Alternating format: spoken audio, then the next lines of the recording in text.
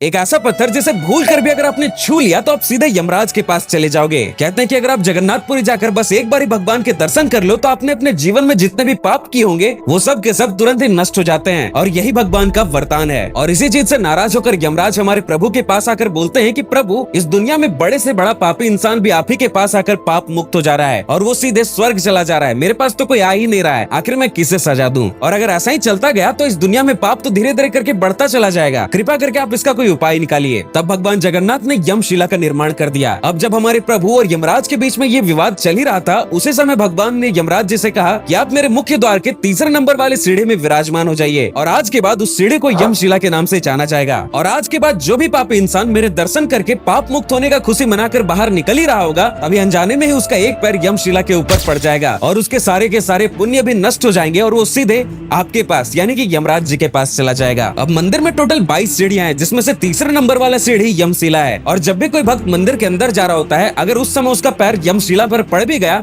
तो कोई दिक्कत नहीं है, वो चलेगा। लेकिन मंदिर से बाहर निकलते टाइम आपको ये बात जरूर ध्यान देना है कि तीसरे नंबर वाले सीढ़ी पर पैर नहीं पड़े तो ज्यादा बेहतर है। और इसी के चलते इस सीढ़ी का कलर भी बाकी सीढ़ी से अलग है। तो एक बार हमारे कमेंट्स में जय जगन्नाथ जरूर लिखें।